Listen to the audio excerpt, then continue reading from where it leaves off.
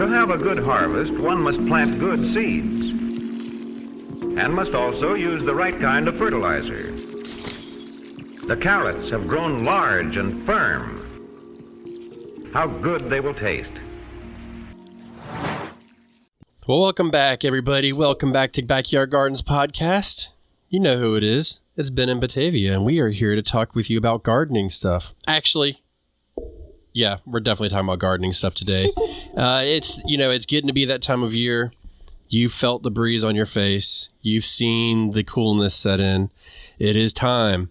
And what we're going to discuss today is really what I think, and correct me if you think I'm wrong, Batavia, but I think it should be one of the bigger goals in gardening, and that's eating from your garden through the winter. Yes, I agree. Hey, you took a deep breath in that one. You all yeah, right? Well, Code word? Well, we talked about this so briefly a couple of months back. My default setting is trying to consider the mini, right? So if I grew a garden and let's say I did some things early in the spring, maybe early summer, and my garden is petered out, then the likelihood of me having some things still in the winter is pretty slim. But I went with the yes because I can speak for myself and a number of others who aspire to be at least 3-season gardeners. And so in that case, yeah, you want to be able to enjoy the fruits of your labor beyond the time you're growing, which, is winter for most of us.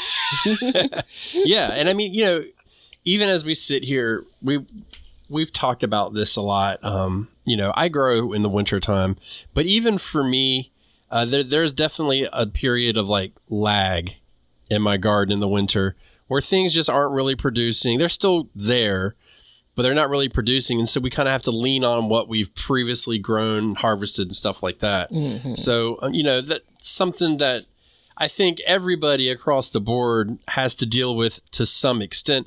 And if you live in one of those places where you grow in the winter and can't grow in the summer, then you can just transfer this over to your summer time period. You know what I mean? Which got really confusing coming out of my mouth. I apologize for that. So, but this came from the Backyard Gardens community garden. And I wanted to give a shout out to Amy. Hey, Amy. And she wanted more personal stories about this, but more so not like canning and freezing. I mean, clearly we'll talk about that a little bit, but just like how you introduce this into your life and try and make it a habit moving forward. Her exact words were she wants to hear about ways to figure out how to gain a teeny bit of more self-sufficiency each year and eat more from the garden each winter.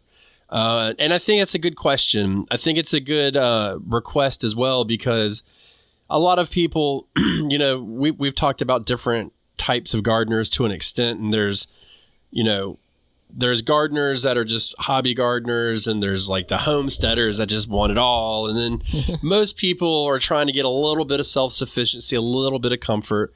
We have what has been deemed, and I hate the term, but the COVID gardeners, that, that was part of it. That was part of the draw to it. And hopefully they have developed a love over it over the years. So for it over the years. But eating in the wintertime looks a lot different than what you would expect in the summer. It is possible. But what we're really going to be talking about a lot too is there's going to be a portion about the planning portion of it, because that's the important part. Mm-hmm. I mean, I think if your goal is to eat in the wintertime, don't you think, Batavia, that planning out your garden for that is key? Well, absolutely. And I think that, for many of us, if I'm going to pour a little water on the episode, a winter garden and planning for it now, probably half the United States is past that point. Like if you don't have a plan in place already, you're not going to have a winter garden. Now, the other half of the U.S. and areas more like my buddy Young Ben, you still have time to get out here and hey, we're planning to grow some things in winter. I think if you look at it like a funnel, the top of the funnel is spring and summer, and then it starts to get smaller and smaller as you go from fall to winter when it comes to what you're growing and how much of it you're growing. Yeah. And it's been my suspicion that there is definitely a disconnect between spring gardens and fall gardens and what they look like. I don't, it's a generalization, but based on the interactions that I have with people and stuff like that, there's a definite disconnect. And truth be told, it's completely possible to have just as big of a fall garden as you have a spring garden. But again, it just all comes down to the planning. But this is really what kicks you well into the winter, eating stuff from your garden, produce from your garden. And it's a fun topic because, there's so many different avenues and ways you can do it. We can talk about eating fresh. You can talk about preserving, storage crops, fermenting, drying, recipes, just so much that it's the sky is truly the limit. And we're just going to go right off the bat right now. And I'm going to let you know that our show sponsor is the Planter app, because without the Planter app, Batavia and I really do struggle to plan our gardens accordingly. So it is a sponsor of the show for good reason. Check out the link below. It's got the drag and drop interface, tells you the combative and companion plantings, all that stuff. And it really does set you up. Once you get your timing right, then you can visually see it and you can plan for all of this stuff, especially like when things are coming out of your garden, what to put in that bed, all that. So get yourself a discount on it. The link is below, and you won't be upset that you got it, and it will change the way you garden. We say it every show because it is absolutely true. So check out the Planter app. It's available in the Google and Apple Play Store. And you can use it on your phone, PC, or your any mobile device. So check it out. It's the Planter app. And that being said, this is when I started using the Planter app is when I really started progressing faster into this realm of eating in winter. And, like I said, we don't want to go too much into the canning and freezing because that's just kind of a given, but there's other things that we can do. Well, we won't spend a ton of time there, but I think that prepared, meals and or prepared vegetables and foods from the garden, a great way again would be to have them in a can. If you've frozen them, right? I find in the winter, I'm doing a little bit more of it's reminiscent of my garden because I've added a thing to the dish that I'm making. I've added two things. We're long past for me the time where my entire plate would be from the garden, just based on the ins and outs that I still have, by that time in the year. So December, January, February, right? The fortunate part is a lot of the kind of root vegetables that, again, store pretty well are still so viable during that time. So I still have garlic and onions and, potatoes will be kind of on their last end, fresh potatoes. And then sweet potatoes have a longer shelf life in my house than regular, white potatoes. So I have all of these pieces that I can add to the things that I'm making every day. One of the blessings is the garden is still impacting my grocery store bill in a positive way. Yes. Right? Yeah, but, we have to take a step back real quick, and we have to think about what does winter time look like in your area, and compare that to a fall garden and what a fall garden can handle. And then when we think, hey, I can never eat fresh produce in December, that may not be true.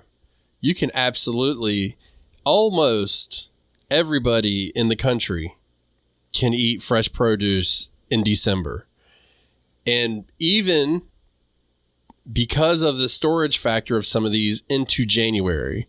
Now that I realize very much so that there could be a hard cutoff and that, you know, it could go away.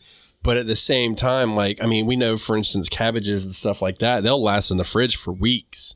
So harvest them on December 1st and bam, January 1st, you still got a cabbage you can eat. You know what I mean? So there's a lot of different ways to look at that. So what are the main things you eat in the wintertime from your garden?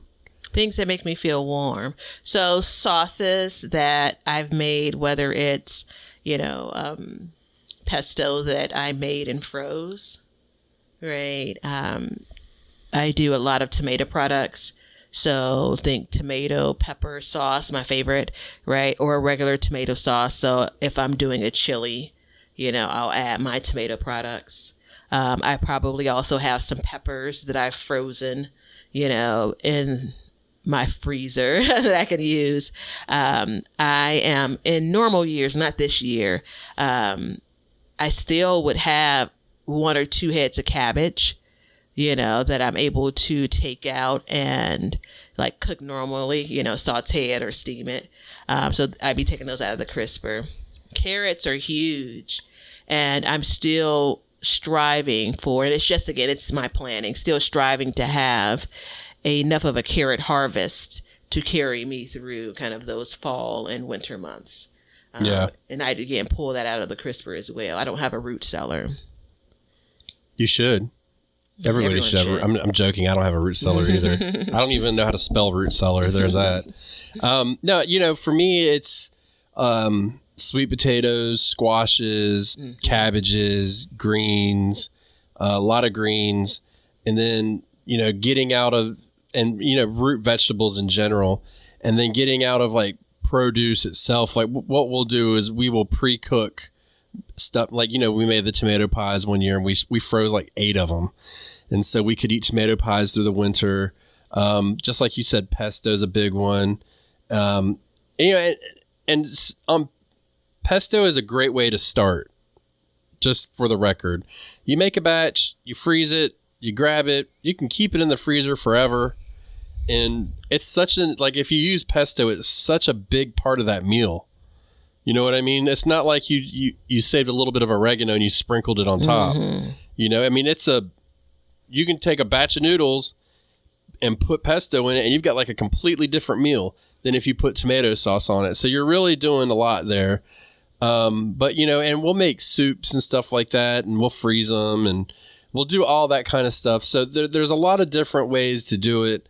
And as far as like going into the winter season, is there anything that you grow in your garden that you harvest in the winter? I know a couple of years ago, your goal was to harvest into December, and you were able to pull that off? Yeah, I've been able to harvest through some point within December a couple of times. And then this year, I harvested January from last year's garden. And those were collards and kale. I was just looking, and dang it, I don't know why I would have taken a picture of the tomato pie that I pulled out of the freezer and ate it. I feel like it was like May or something. And it was just as delicious as it was when I made it last year. Isn't it crazy? Like mouth watering, like, you know. So freeze, and if I'm not mistaken, I asked you last year, and I'm pretty sure I did it. It was fully cooked when I froze it. Just for those that are wondering, and I did it in this little, I can't think what they're called. A pie tin. A pie tin. No, it was a small, like almost like maybe 2 serving. Ramekin. Thank you. I heard the word coming out of your mouth. Yeah. I wasn't. I'll save you the embarrassment. Yeah, I was going to mix it up. So I'm glad that you pulled that out. I heard Rammstein coming out, and I'm like, no, that was a crappy metal song. We're good. Pumpkin, yeah.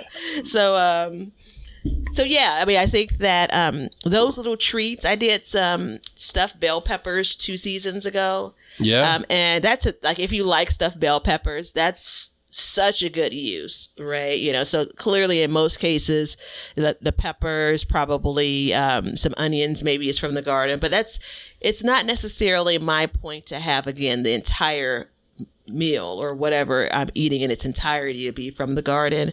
I want to be able to enjoy what I've grown longer, for a longer part of the year. And I'm able to do that based on what we're talking about. And that's what's important to me. Well, it's a way to keep in touch with what your garden throughout the seasons. And, you know, again, we've said this many times and we truly believe it. Gardening is a lifestyle. And this is part of that lifestyle. It's like, you know, making a purpose to like, hey, I'm going to have this, that, or the other. Now, I will say this. If you pre-cook meals, and by the way, lasagna is a great one too. Like a zucchini lasagna or something, absolutely fabulous to pre-make. There's people that are going to rush out right now and get a zucchini out of their garden if they have one and make a zucchini lasagna. But I'm going to tell you that if you do it, never, ever heat up anything that you've grown in your garden in the microwave and you froze it. Always put it in the oven, because it's just like Batavia said, it's like that tomato pie was just fresh. You can't really tell the difference. You know, look, Stouffer's makes a killer lasagna, you know what I'm saying? And so if they can do it, why can't I do it? You know, it's just, it's the same thing. For a lot of these things, there's a lot of water content. Yeah. And, you know, what you've prepared, and the oven handles that better, I think.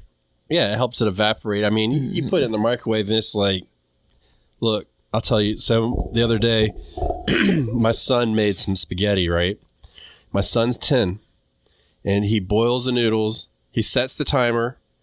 The timer goes off, and we weren't paying attention. And I said, David, what's on the stove? And he goes, oh, the noodles are still cooking. 25 minutes later.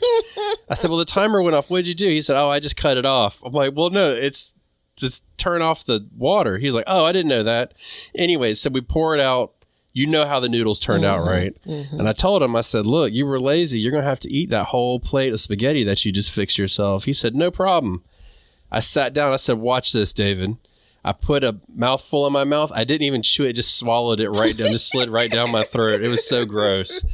But, you know, that's what it's going to be like if you put it in the microwave, you know. So crisp it up. Do it right. Young David's spaghetti. It's going to be reminiscent of that. Yeah. Never eat it again. He's banned from the kitchen. I'll tell you another story one day about him trying to kill us making cookies. Oh, well, yeah. 2 cups of baking soda instead of sugar. Let's just put it that way. Oh, yeah. We had to look up and see if we were going to get poisoned from eating them. But, you know, in my garden, I grow, for the wintertime, a lot of greens, cabbage, lettuce, you know, all of your usual suspects for fall, and then all the root crops. But then what I do is I'll add cover as needed to kind of help get them through the cold parts up until it's just too much. And then some stuff will go, some stuff won't. It's important to have the right expectations. And that's really what we're coming up to now is like, what do you expect from your meals or your garden in the wintertime? You know, it's not spring. It's not a time for us to jump up and be like, we're going to go gung-ho and it's going to be 100%. You know, you're definitely going to have some losses. And when it comes to cooking the food, it's definitely, you know, it's like, I like the way you look at it, Batavia, is like, I don't want all of it, but it's important to have some of it on your plate. And that's really important too, because you get to see it time and time again. And especially if you have children, you can point it out and say like, hey, you know, this squash here, this Seminole pumpkin is from the garden. These green beans are from the garden. This bell pepper is from the garden. The kids will start to kind of understand and it'll click. It's like, oh, really? Okay.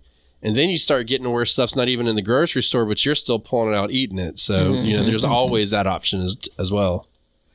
Yeah, I think that it doesn't wear off for me. Like in the early part of the season when I could say, oh, I'm looking for, you know, some basil. Oh, I need some thyme. Oh, I need a pepper. Like the joy of walking outside, picking it off the plant, coming back inside and using it in the kitchen, right? You know, garden to table. Gosh, it brings me so much joy. And I have that same feeling 3 months later when the garden is asleep and I am still using it. Now, again, I'm going to be fair. I don't get that feeling as much when I, add some frozen chopped up peppers to something, But if I do some sliced peppers that I'm using to make fajitas, yeah, it's a little bit. Again, it's the application, right? Yeah. If I'm doing a baked sweet potato, right? So I buy sweet potatoes to make like holiday sweet potato pies because my sweet potato harvest has never kind of produced enough for that, or I guess sizable enough sweet potatoes. I like to buy a larger sweet potatoes when I make my sweet potato pies. But beyond that, I don't buy sweet potatoes.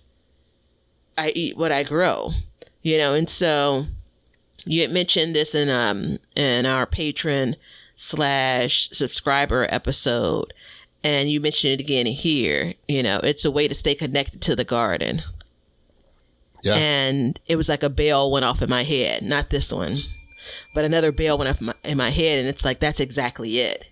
Like I did some harvesting over the last 2 days, and there was like a slight feeling of like being overwhelmed. But then it was like immediately after, it's like, all right, now you can see this, because you just don't see like the things connected to the plant or, the things under the dirt. Now you can decide, all right, what am I going to do next with this?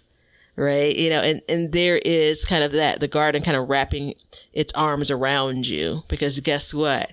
You have 30 pounds of tomatoes. You have a handful of beans, right? And that's the piece, because for me, I spend so much time working in the garden, and then I'll eat sparingly. Like, it's when I've told y'all this before, like August to September is when the harvest really started coming in. And now I feel like I don't need to go to the grocery store at all this week. Yeah. That's a damn good feeling, And so the more I can kind of weave that into winter, and if I'm really honest, and I'll get off my soapbox in just a second, I don't want to go out unless I gotta in the winter, in the coldest part of Chicago winters. I'm digging through my freezer like, I know I have a tomato pie back here, Yeah. I know I have a stuffed bell pepper back here. I ate a big bowl of cereal earlier, and it got to me. Man, I had the best mango I've had in a long time, too. It was really good. Yeah, it's, it's one of those things that it never ceases to amaze me. I enjoy going out and picking vegetables and bringing them inside to cook. I don't think my wife likes it because, usually they're dirty and, there's a bug on them or something. But I will tell you that in the wintertime, when I grab something to cook, it makes me even more happy because I'm extending that all the way through the year.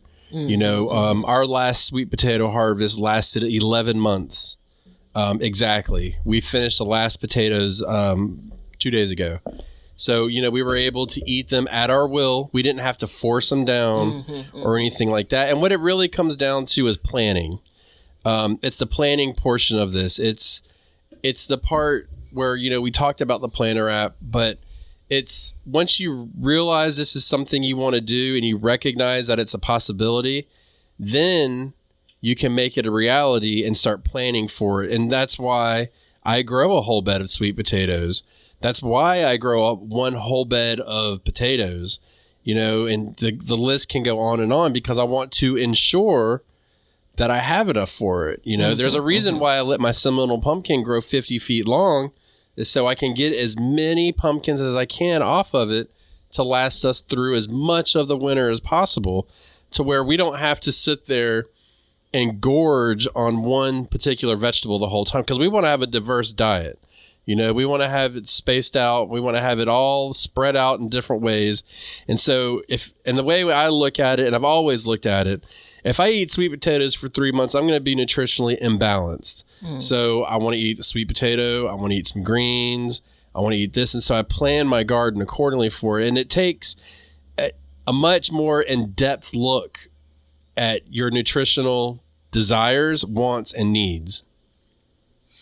Yeah, I have, I joke about like, I have expertise in in grocery store shopping like that. Yeah, you are an expert at that. Yeah. In my next lifetime, or maybe the next chapter of my life, if this whole thing of like, gig work where, people can pick your groceries and deliver them, if that hadn't taken off, that would be my invention. Like, I'd have a whole bunch of little Batavias running around and picking the best of the produce. And so I enjoy the grocery store experience, right? But I also am very much the person that my grocery store list from week to week in a particular season looks pretty much the same. Yeah. I'm always buying some, kind of in the summer or in the dead of winter, buying some greens, like salad greens or something. I am buying some type of fresh produce, whether it's, fruits and bananas, like, there's always this, like, these are the things I know I'm going to eat. Now, there are things that I end up eating solely due to the garden because they are sitting on my doorstep, basically. Yeah. Right? So when you talk about like the need to be a little bit more diverse in your diet, the garden has absolutely helped me to do that. I enjoy the things, but it's just not something I'm saying, oh, I'm going to go and pay $1 for, like, pay, dollars for. And so when I look now, I accidentally planted the honey nut squash. Thank goodness, because I planted it in one space and it didn't take off at all. And so I planted it and I thought I was planting melons. I thought I was planting my famous mango melon, and I didn't. It was a honey nut. And you better believe I'm more excited about that. I'm watching it like it's going to ripen. I believe in you. It's going to ripen. And they're probably only going to be like 3 or 4 of them. And they're small. So probably enough for like a personal size squash, But I am so excited because you know what? If I harvest those just before the frost, I'll be able to eat those for weeks to come. Am I going to eat it every week? No. So I'll be in November, December, January, still enjoying that treat. Right. And that's huge when it comes to when I think about next year. I've already had it. Remember, this was a new thing I was growing. I've already had it from the farmer's market. I know that it's delicious. Now I look and say, all right, how many more plants do you want to plant next year? This absolutely influences. If I would have had a dozen of them, maybe I would have said, all right, maybe a dozen is a few too many. But that's a part of what I'm doing. Celery, I've had a few different plantings of celery, and I'm looking and saying I probably have just enough. When you think about freezing and some of the like dishes that I'll use frozen celery for going into the winter, and I think it's allowing me to kind of judge and make adjustments to my garden plan that in my head I'm creating, right? So my next year's garden plan is really in my head. Oh, I want to grow this. Oh, I want to grow that. Oh, I want to grow this. But winter is a great opportunity that allows me to slow down and say, all right, what did you really eat? Well, that's the whole thing. And, you said 12 would be a lot, but is it a lot? I mean, take it and spread it out over 3 to 4 months. Is 12 a lot? In 4 months? No, actually it isn't, because I last year roasted it. Oh, I could taste it. I roasted it with... I don't really want to talk about honey nut squash because I forgot to plant mine this year, just so you know, but go ahead. So this mystery squash that we're not going to name. I roasted it, then I also roasted some sweet potatoes. And I want to be the kind of person that like does like the meal prep. And I've tried it over the course of my life, and I don't know, maybe this is, the next time is a charm, but I don't know that I'm that kind of person that could keep up with that. But I roasted it and I had them in the refrigerator, and it's like you could eat it cold and be satisfied with it, so you're right. 12 is probably, maybe that's not enough. If it's going to hold for a few months, which, I only got one from the farmer's market, so I don't know like its shelf life, but generally speaking, I think you could get a few months out of them after they're cured. On our list this is perfect timing because my butternut squashes, when I grow them, I want to say they last about 4 months. My Seminole pumpkins, all those big squashes like that, they all last about 4 months. So if you, and the thing is I've grown stuff, like I've shared plans before, and I took a picture when I was doing it in my notebook.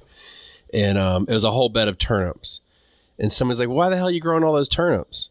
What are you going to do with them? And I said, well, why the hell shouldn't I? It's my garden. And second of all, I'm going to eat them. What do you think I'm going to do with them? You know, you think I'm going to sit on them and try and make them hatch like eggs? I mean, you know, but when you take a step back and you look at like, hey, when you go to the grocery store, what are you buying? You know, when you go to the grocery store, you buy bags of 3 heads of lettuce, but we wince at growing 6 heads of lettuce. I mean, it makes absolutely no sense to me because it's like you're going to consume this stuff, you know. If you enjoy it, you know, last year, I think we got about 60 pounds of sweet potatoes out of our 4x8 bed. And everybody's like, well, that's a lot of potatoes. What are you going to do with them? Dude, we ate them for 11 months. You know what I mean? And when I say 11 months, we stretched it out too. There was probably a couple stretches where we didn't have any, so we could try and make them go. But, you know, we enjoy them, so we eat them regularly. You know, what do you do with a whole bed? I grew 28 heads of broccoli and got them. Everybody's like, what are you going to do with those? We ate every single one of them. Now, that one's a little bit different because we had to gorge on it because, you know, they don't last forever. But the same with the cabbages. You know, you grow, like when you go to the grocery store, if you enjoy it, you're going to get a cabbage a week. Every 2 weeks, you're going to get one. If you're growing them in the garden, I mean, dude, that's 20 cabbages is not a lot of cabbages in the grand scheme of things because of the way that they can store and they can last for so long. So I mentioned this, you know, a couple of times a year, and here is one more time. I can't encourage you enough. If you are in a position to go to farmers markets, or if you're going to the grocery store, like I assume that everyone does at some point, if you're on the fence about growing something, you've never grown it before, maybe you don't eat it that often, get the head of cabbage from the store, right? There are a bunch of recipes on the interweb that you can give a try. Like, this is such a good time to decide, is something worth your garden space?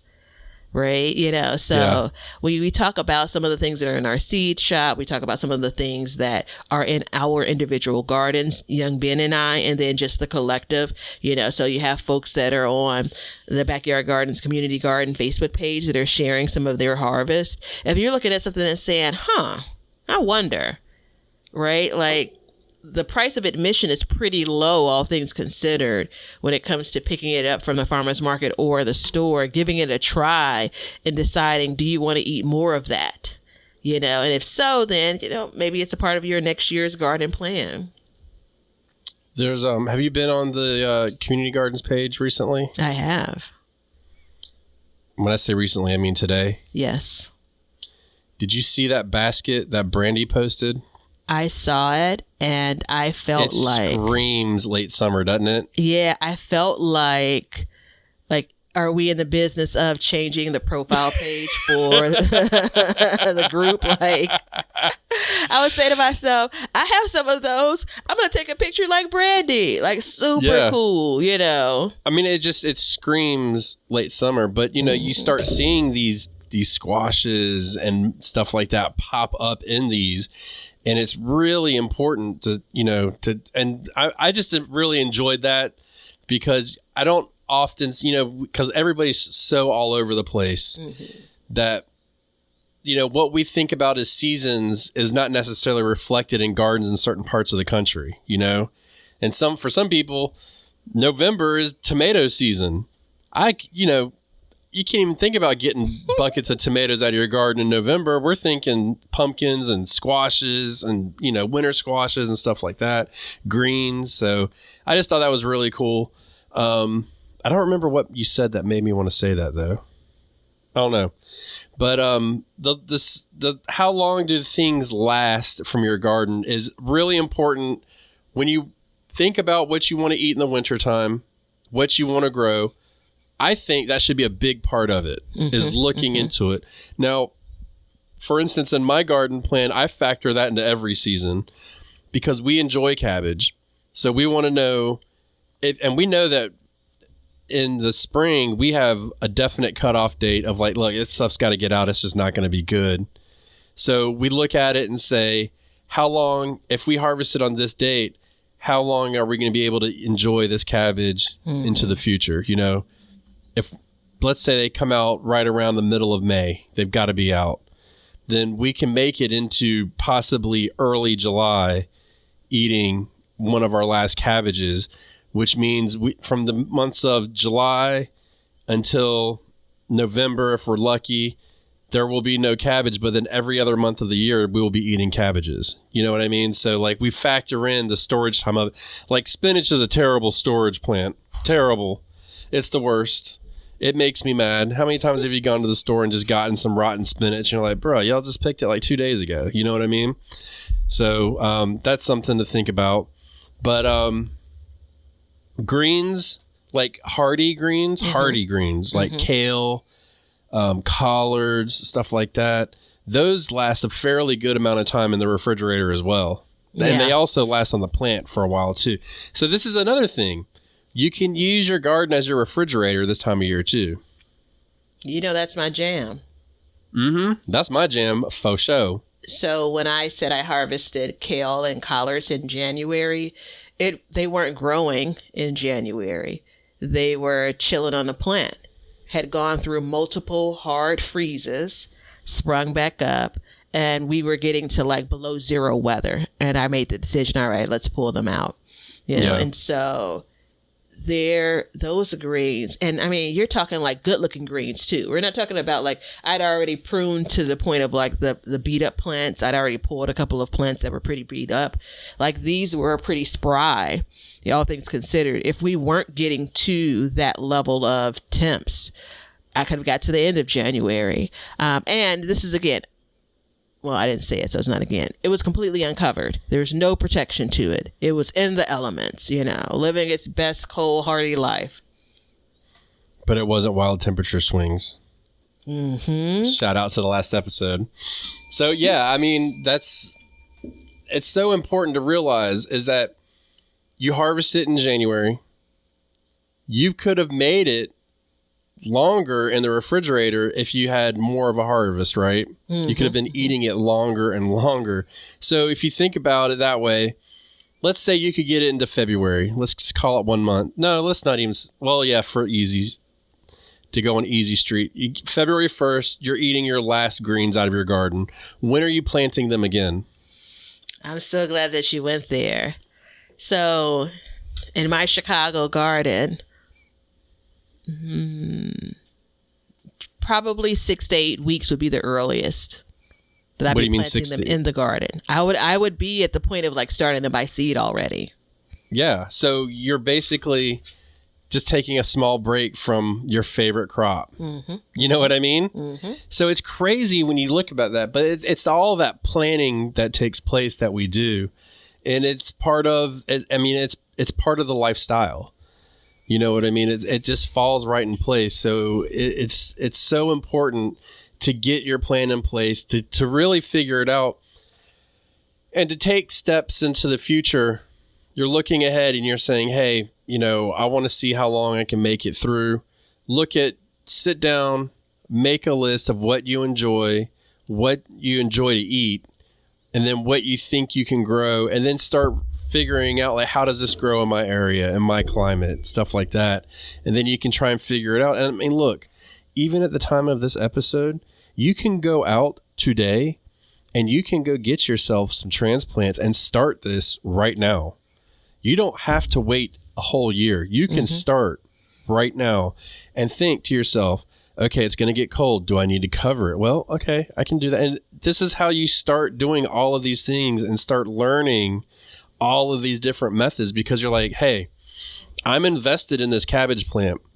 Let me put a cover over this bed and get it through this cold period and see what happens. And then boom, you're harvesting in December and you're like, there it is.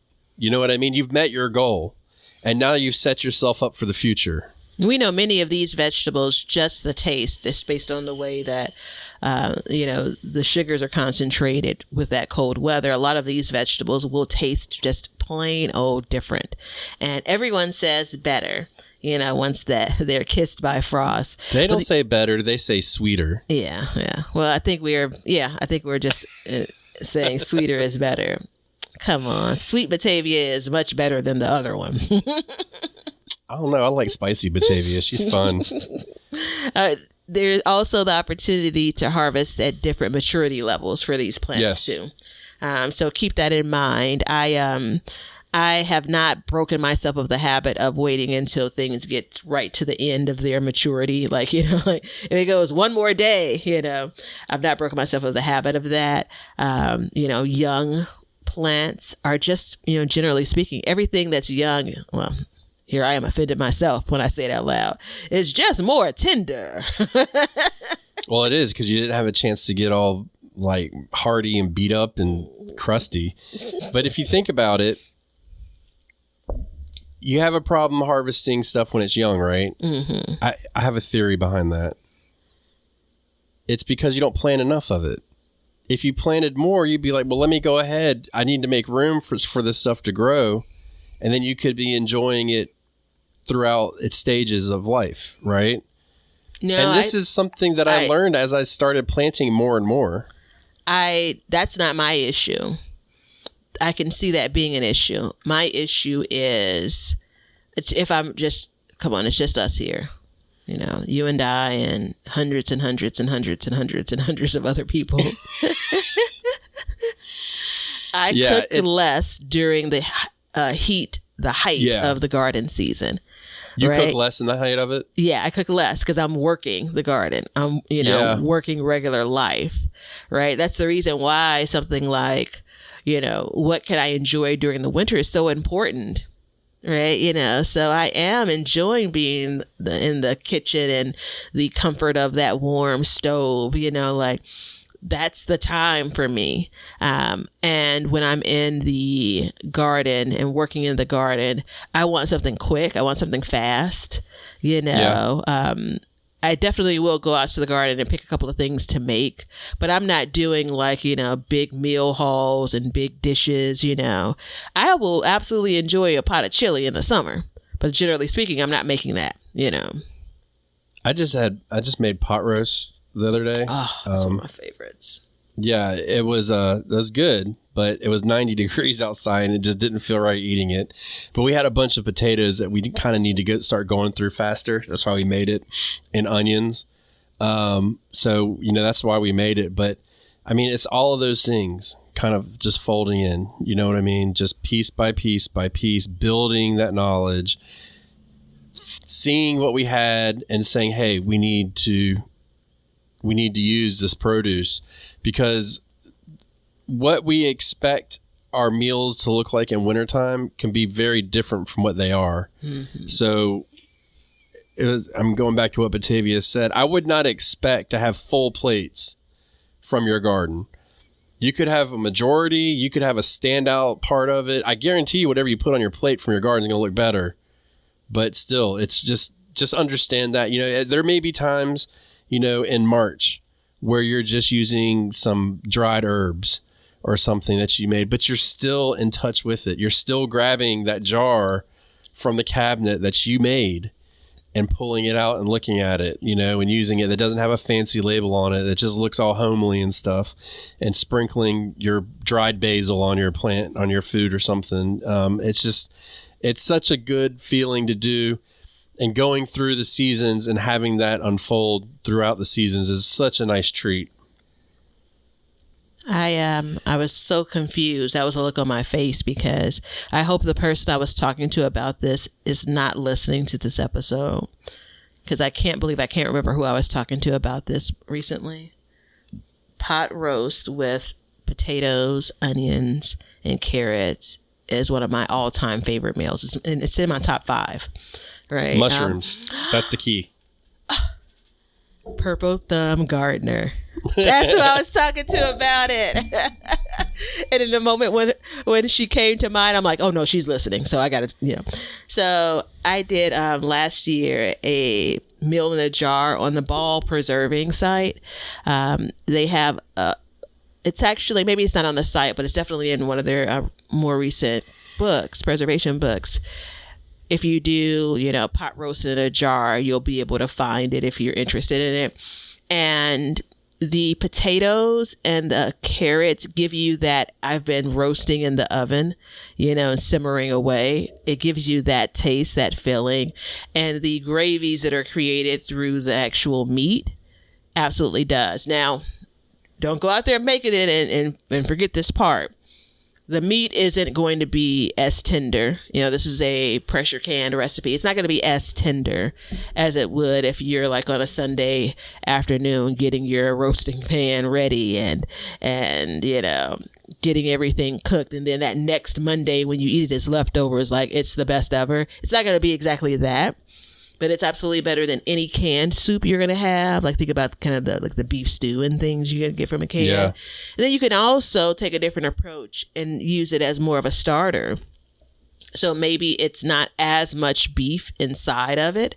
Maybe it is just enough to give that flavoring. And then you can add it too if you're cooking beef fresh. Anyway, there are a bunch of different things that you can do. When I make it and I make a little bit of roux with the gravy and I have some cornbread, it's a pretty good single serve meal for me. So I'm just saying. Yeah. And I mean, that goes back to pre-making meals and eating them throughout the year. So, there's a plethora of tricks you can use. I think it's important to understand, as we talk about the gardening aspect of it, and which, by the way, Batavia, if there was ever a show to bring back the recipes of the day, this would have been it. Yeah. Yeah. There's like 15 recipes floating around in my mind, but y'all just gonna have, we just can't bring that back. I'm also starving too. Are you? You're always hungry. Yeah. I do a terrible job. You're like a pre-adolescent child just starving all the time. I do a terrible job at planning my meals now. I've been working from home for this is the 6th year, and I still don't have it together. I just got distracted though because the Ball Preserving site has a marinated feta recipe. They generally, everything I've read in the past, these trusted sites generally stay away from things like cheese. This is interesting. Huh. Yeah, I'm all set on that. That doesn't sound very good. Well, there's a marinated feta and olive and pepper little tube or container that I get from the farmer's market. Get some, nice crunchy bread. And I feel like they're telling me here, I feel like this is divine intervention, that I can make this myself. Do it. I am a little bit freaked out though about, this is probably a refrigerator recipe. It has to be. Yeah. Feta and olive oil must be stored in the refrigerator and used within 3 weeks. That makes me feel so much better. Yeah, that would be kind of gross to can it. I don't know how that would work out. Yeah, okay. It'd be a melted mess. It's marinated feta on the ballmasonjars.com site, if anyone's interested. As we get into this part of the year, and, I know I said it earlier, but I'm serious. If you think you want to do this, like, go get yourself a plant and stick it in the ground. Get yourself a 6-pack of whatever you want and give it a shot and see what happens. Yeah, when I say 6-pack, I mean a 6-pack of plants, not beer. You could do that too if you really wanted to, but I don't think it would work out very good. You probably forget where you plant things. But, there's always time to learn. And what I've found is when I take the most chances, either I fail the hardest or I succeed the most. And it's really a toss up, I just direct sowed my broccoli yesterday. So it's either going to be great or it's going to be absolutely terrible. We're going to see what it's going to be, but it's going to be either one. I'm what we're hoping for. But the thing that, that I think about when I talk about these things is we don't know what's possible until we try it. Mm-hmm. And I urge you not to sit around and wait for somebody else to do it to see their results. I would really suggest that you figure it out for yourself and you do it. Because if you're waiting for somebody else to do it, you're going to get skewed results. You're going to be delayed by a year. The interest may be gone. And now is the time to do it. So if you want to plant something and enjoy it in wintertime, now is your absolute time to do it. It's possible. Technology is there. The knowledge is there to get things to go a little bit longer past the growing season. And a lot of these plants are already going to go past the growing season anyways. So we know that because what is the growing season? All of the days between your frosts. Yep. It's your frost-free days, guys and gals. So anything that grows past your frost-free days in the Backyard Gardens book manual, Leonard put it in the manual, it is official, is considered off-season growing. So even if you don't have to do anything to cover it. But yeah, I think it's a good thing to do. And I think that taking these steps really keeps us in touch with our gardens throughout the season. So I hope that we have kind of pushed you into the direction of maybe trying something a little bit different, reaching out. I know some people, we've done a couple polls in different places, and a lot of people that answer the polls absolutely do have multi-season gardening, which means they're probably consuming produce into the winter already, but understand what storage crops can do and how they can last and what they're worth their weight in gold. So, stuff you can plant right now. Let's close out on this. Right now, 1, cabbage. Storage crops. 2, spinach. Not storage crops, but enjoy it fresh. But let's focus on storage crops because we want to get them through the winter. Well, I'm in mid-September, and so you're making me uncomfortable with saying, plant now. So for some of y'all, you'll be able to plant kale. Am I getting this wrong? No, kale can last for a while. In the refrigerator. Yeah. Rutabagas. Carrots. Carrots is kind of a long time to grow. You kind of have to finesse that a little bit. Well, why don't you name all of them? Rutabagas, turnips. What else? Cabbages, we've already said. I would say kale and collards could go into that category. Mustards are a little bit delicate. I don't think they last quite as long.